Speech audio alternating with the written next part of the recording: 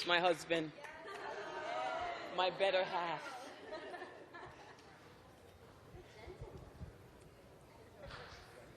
Viola, over here. The Academy Awards are not so white anymore. Who am I looking at?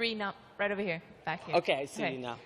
So the Academy Awards are not so white anymore, with 3 nominees in supporting actress category. Do you think it had anything to do with the complaints from last year? Have you ever had any fences of like discrimination in your career?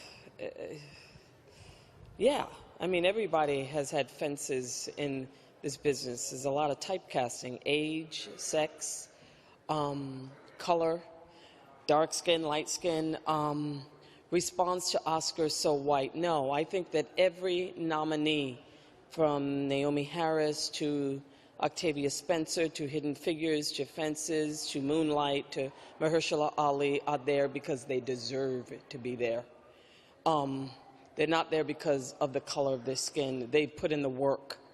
So the answer to that is no. And, you know, my response from here on out, I always use the 3, my husband knows this, I always use the 3 words, like February 27th is going to come. And now what? Is it just going to be a trend to talk about inclusion? And I'd rather say inclusion than diversity.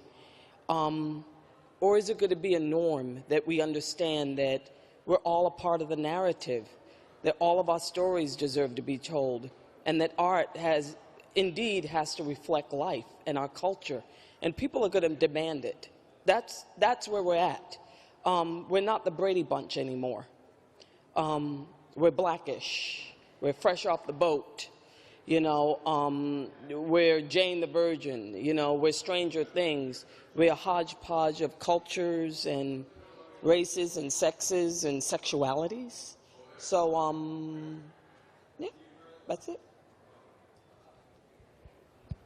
Hi, Viola. Congratulations. I'm Jaleesa from Blacktree. Hi. Huge fan. One thing that I admire about you as a young woman is you make it known about I am a black woman. You don't mask your blackness. And I think often in the entertainment industry, black people, we're encouraged to do that, to mask our blackness and who we are. So is it intentional for you that you make it known I'm a black woman and I'm representing that and sexuality and all those many complexities that we have? Is that something you intentionally do, or it's just like, this is it, this is who I am? Well, it's sort of both. Sometimes I feel like I'm forced to just remind people that I look different because, I mean, you know, I don't want to sound kumbaya, but I just always feel that you have to look at your life like a relay race, and that your life is about running your leg of the race. So what is your leg of the race? What is your legacy going to be? And I saw absence of women who look like me on TV as of even 8 years ago. And to tell you the truth, we're still sort of absent in leading roles, especially when you're darker than a paper bag. So I do intentionally say it at times because I do want to wake people up. I want to wake people up and know that, you know, it becomes a knee-jerk response to write narratives sometimes, and just to have an homogenized group of people.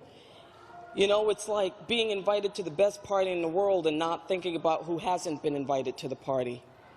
And I want to tell people that we, in the past, have not been invited to the party. So it is intentional, but when I do say it, I'm not saying it to put myself on the outside. It's not to be ultra political. It's just to raise my hand and say, are you aware that I'm here? And I'm sexual. And I have my own beauty. And I have a story that deserves to be told. That's it. Oh, Viola? Yeah. Look at that. Viola, I'm right in the back, right over here. Yep. Brandy from In Style. Congratulations, then you look stunning. Oh, thank you. When Denzel won, you stood up and you cheered very hard. Can you talk about what it meant to see him win, and also for you to win this too, for a project that both of you are very passionate about? See, I have witnessed his hard work, and I understand what is necessary to fulfill that role of Troy Maxon. I think at one point he has a 13-page monologue.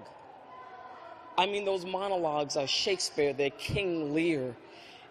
Even though Troy is a garbage man, he is a giant in his life. He is the center of his universe. So I knew the sheer scope and magnitude of talent that it takes to play Troy, a big man, an unapologetic man, a man of his time. And I just thought Denzel did a tremendous job, and you just always want an actor who does a tremendous job to be recognized. And that he cared so much about this project. I always say the thing that I love about Denzel is he didn't think the leaf or the sky or shooting the ground was more important than shooting the face of the actors. That's rare. So I think I blew his eardrum out, but hopefully he'll forgive me. And for me, August Wilson gave me my equity card. I became a professional actress in 1989 doing Joe Turner's Come and Gone at Trinity Rep in Providence. Israel Hicks directed it, and I thought I had made it.